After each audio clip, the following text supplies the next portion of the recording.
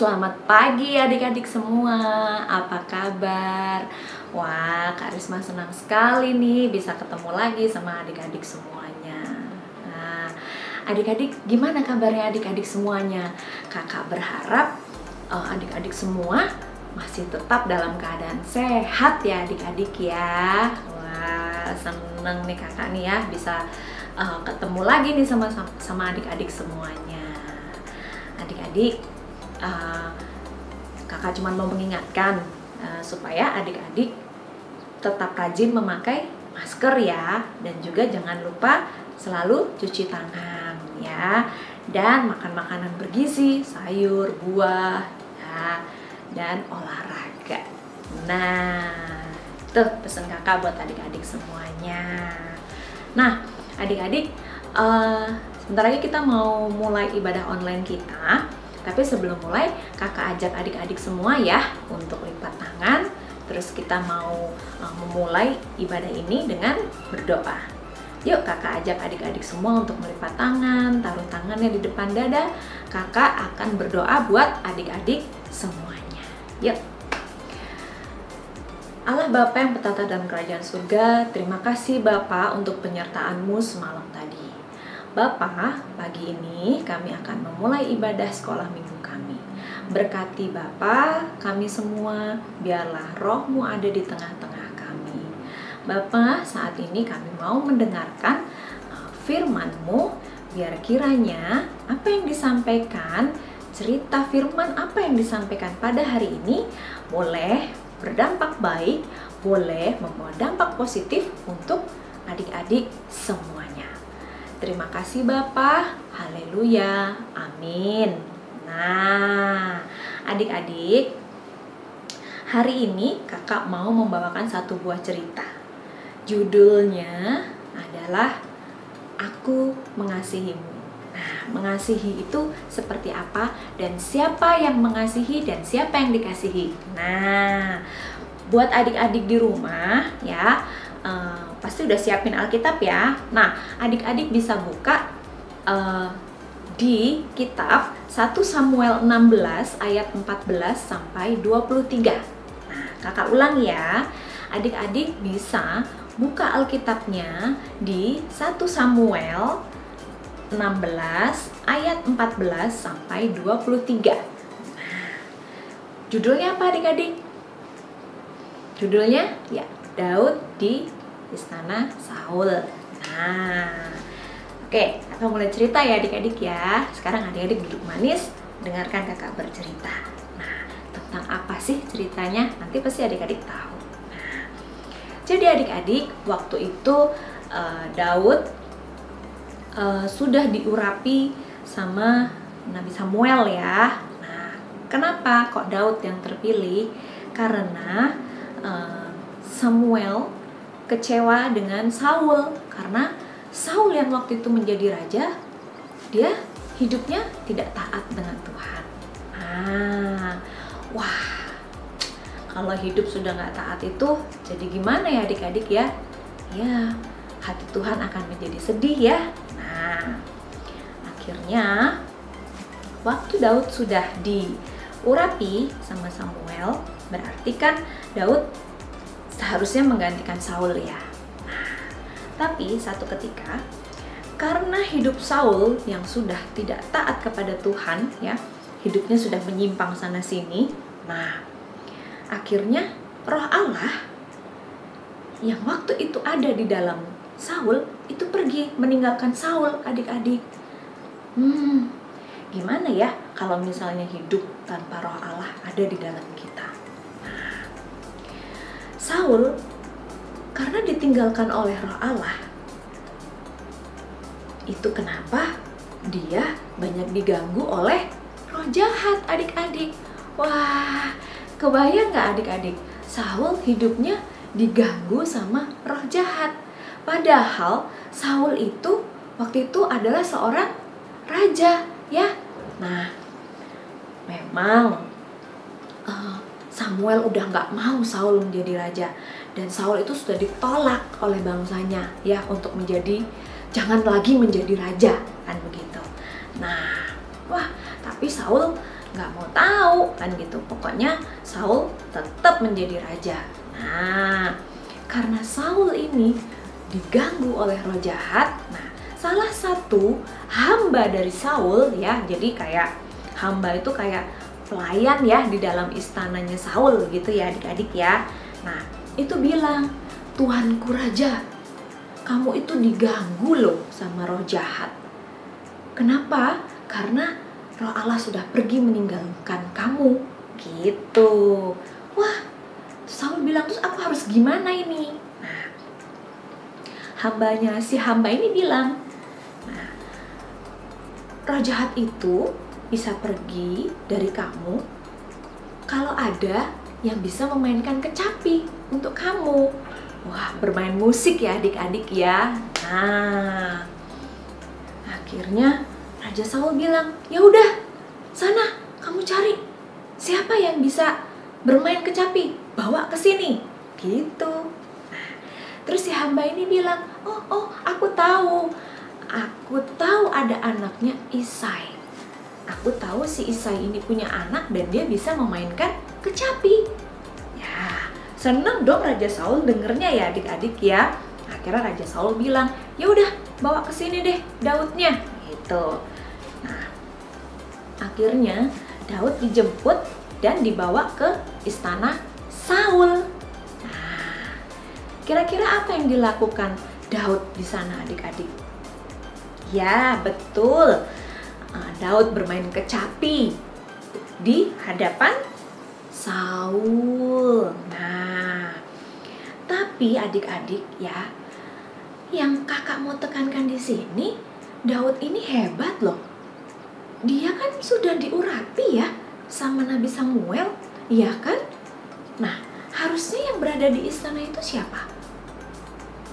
Daud, menggantikan Saul, ya kan? Tapi ini Daud ada di istana itu hanya untuk bermain kecapi adik-adik. Wah, Daud pun memainkan kecapi dengan merdunya.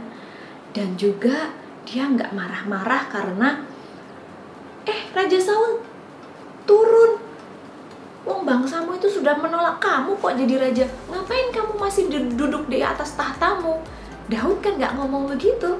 Daud tetap melayani Raja Saul. Melayani dengan kasih ya.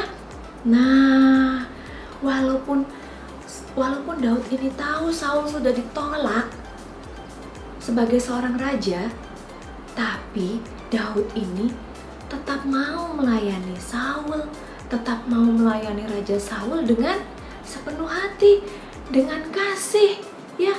Daud juga nggak marah-marah sama Saul. Enak aja, aku ini sudah diurapi, harusnya aku yang duduk di situ. Nah, Daud tidak melakukan itu adik-adik.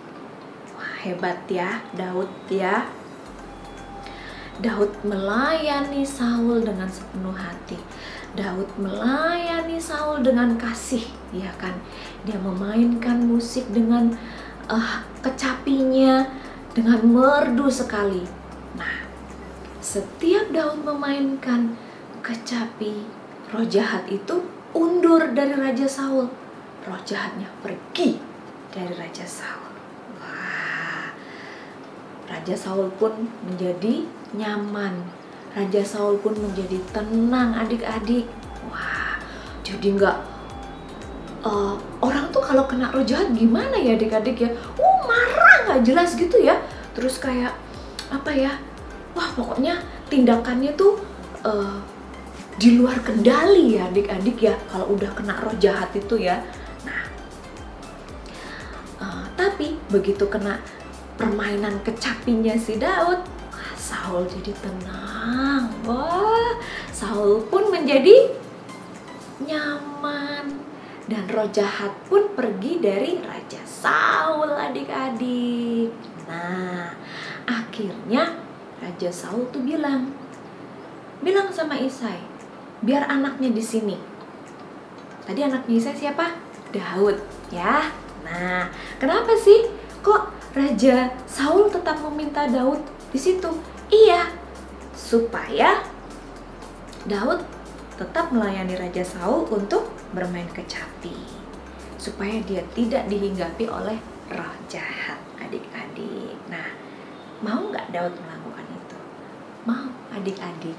Nah, itu ceritanya adik-adik. Hebat ya Daud ya, walaupun dia sudah diurapi ya, harusnya dia ada di istana itu, duduk di tahtanya Saul, ya kan, menggantikan Saul. Tapi ternyata dia ada di dalam istana itu, tapi dia belum duduk di tahtanya Saul. Tapi dia melayani Saul, ya, bersikap sebagai pelayan, bersikap sebagai hamba, melayani Raja Saul dengan sepenuh hatinya. Nah, adik-adik, apa sih yang bisa kita pelajari dari ceritanya Daud di istananya Saul ini? Nah, tadi kan kakak bilang, yang harusnya Daud ini sudah menjadi raja, menggantikan Saul, duduk di tahtanya Saul, tapi ternyata Daud belum melakukan itu, ya. Tetapi Daud malah bermain kecapi untuk Raja Saul supaya roh jahat pergi dari Raja Saul. Nah, adik-adik, kita tahu betapa jahatnya Raja Saul ya. Dia hidup tidak taat, akhirnya hidup tidak taat dengan Tuhan. Hidupnya menyimpang ke kanan ke kiri. Tapi apa yang dilakukan Daud? Daud tahu bagaimana Raja Saul, tapi Daud tetap melayani sepenuh hati. Daud juga nggak marah-marah. Daud tidak mengeluh. Enggak, aku nggak mau. Ngapain kamu orang jahat? Enggak, kamu raja yang jahat, kamu hidupmu nggak taat.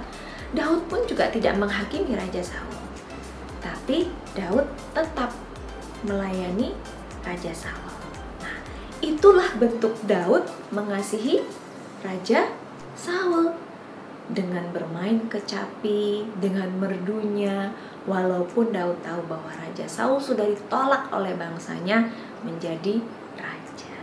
Nah, jadi kakak ajak adik-adik semua juga, kalau kita tahu misalnya adik-adik punya teman yang jahat ya, mungkin suka nakalin adik-adik, suka cubit, suka apa, yang sampai membuat hati adik-adik jadi sebal, jadi jengkel ya, kita tidak usah membalas ya adik-adik ya. Jangan membalas kejahatan dengan kejahatan, tapi kita membalas dengan kasih ya. Kita mengasihi teman-teman kita walaupun teman-teman kita sudah berbuat jahat kepada kita. Terus kakak juga mengajak adik-adik semua untuk mengasihi setiap orang ya, bahkan orang-orang yang memusuhi kita. Nah, misalnya adik-adik punya temennya nggak suka sama adik-adik, nggak apa-apa adik-adik, kita tetap harus mengasihi dia ya adik-adik ya. Jangan ya udah, kalau kamu nggak suka sama aku juga nggak apa-apa, kamu mau jahat sama aku juga nggak apa-apa, nanti aku jahatin kamu. Jangan gitu ya adik-adik ya. Kita harus bisa mencontoh sikapnya Daud yang tetap mengasihi Saul, walaupun dia tahu Saul berbuat jahat, hidup menyimpang, bahkan harusnya Saul sudah turun dari tahta kerajaan itu, tapi Saul tidak turun. Daud pun tidak mempermasalahkan, tapi dia tetap melayani Raja Saul dengan baik. Nah, dengan kasih ya adik-adik ya. Nah, jangan lupa pesan kakak tadi ya. Kakak juga mau ajak adik-adik semua untuk satu, mengasihi semua orang, setiap orang, siapapun itu, walaupun orang itu memusuhi kita ya. Nah, yang kedua, tidak membalas kejahatan dengan kejahatan, karena pembalasan bukan hak kita ya adik-adik ya. Nah, oke. Jadi itu ya adik-adik ya, cerita hari ini, cerita tentang Daud yang ada di istana Raja Saul. Nah, aku mengasihimu. Jadi tadi tahu ya Kenapa kok judulnya Aku Mengasihimu? Oh, ternyata Daud mengasihi Raja Saul. Nah, itu adik-adik ceritanya. Nah, firmannya sudah selesai, ceritanya sudah selesai. Yuk kita lipat tangan lagi. Kita akhiri ceritanya dengan kita berdoa. Kakak berdoa ya untuk adik-adik semua. Terima kasih Tuhan, biarlah dari cerita ini kami belajar dari Daud. Daud yang mengasihi Raja Saul, walaupun dia tahu bahwa Raja Saul, raja yang sudah tidak taat lagi dengan Allah. Daud tidak menghakimi dan tidak memusuhi Raja Saul, tapi Daud malah melayani Raja Saul dengan kasih. Biarlah Bapa, kami semua anak-anak-Mu juga boleh mempunyai kasih, saling mengasihi sesama kami walaupun mereka memusuhi kami. Terima kasih ya Tuhan. Haleluya, amin. Nah, kita sampai di challenge. Nah, challenge minggu ini apa? Nah, challenge-nya yang pertama, 1, menghafalkan ayat hafalan. Nah, ayat hafalannya diambil dari mana adik-adik? Ayat hafalannya diambil dari 1 Yohanes 3 ayat 18. Bunyinya, anak-anakku, marilah kita mengasihi bukan dengan perkataan atau dengan lidah, tetapi dengan perbuatan dan dalam kebenaran. Nah, kakak ulangi ya, ayat hafalannya diambil dari 1 Yohanes 3 ayat 18.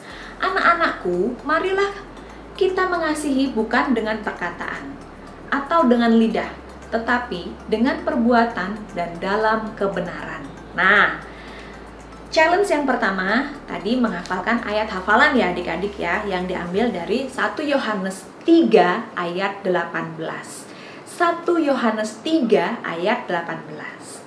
Nah, challenge-nya ada lagi. Challenge yang kedua adalah, nah, lihat deh apa yang kakak bawa nih ya. Wah, apa ya? Nah, challenge yang kedua, adik-adik, kakak minta untuk membuat kreativitas dari telapak tangan, mencetak telapak tangan atau handprint.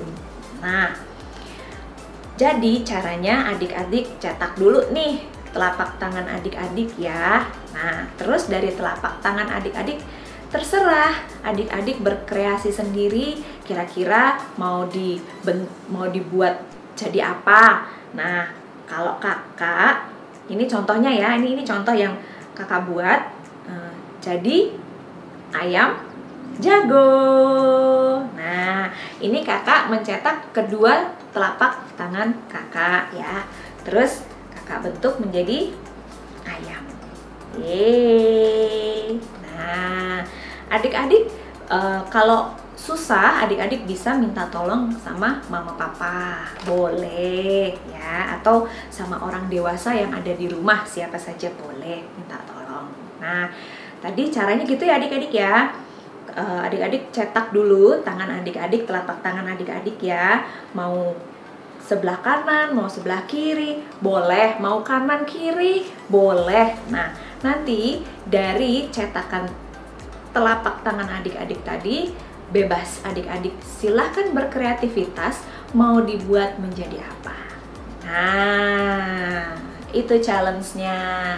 Nah, tadi challenge yang pertama apa adik-adik? Menghafalkan ayat hafalan yang diambil dari 1 Yohanes 3 ayat 18.